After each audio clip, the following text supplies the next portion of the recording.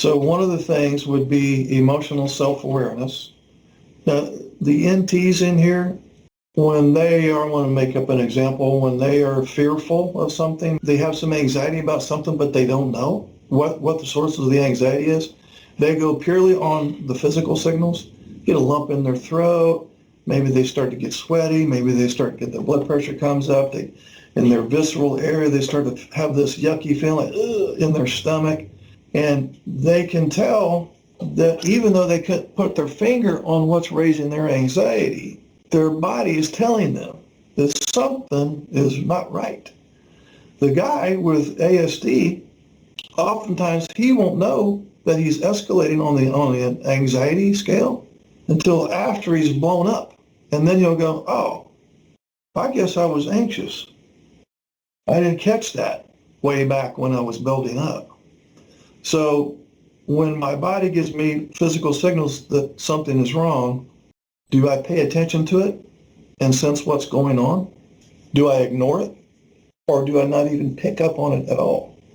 That's going to be emotional awareness. Another piece would be empathy. That's not a new word for you coming from me.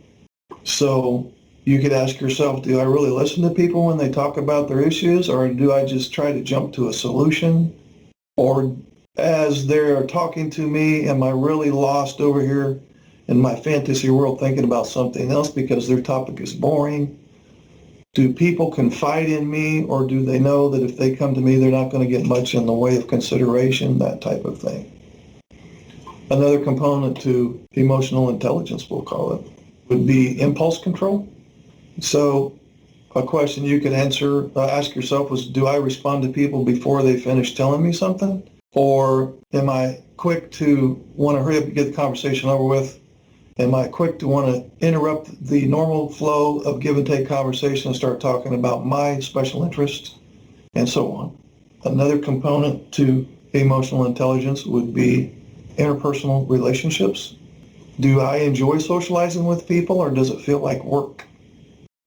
Do I enjoy talking with my wife, or does talk feel like work? Do I enjoy having sex with my wife, or does sex feel like work? Perhaps the last component, not that there's just these, emotional intelligence, we could call it self-actualization. Am I doing the things in life that I'm really passionate about? Do I really enjoy interpersonal interactions at work, at home? Do I feel like I have a sense of purpose? So that would be another component to emotional intelligence. It's totally common for a child, this usually happens in childhood, where he is the opposite of a sociopath. He's an empath. And he learned at a very young age that it was too anxiety provoking to feel others' pain. And he learned, and this probably all happened at an unconscious level because he didn't know what he was doing, learned to shut his feelings off because it was too painful to feel other people's pain.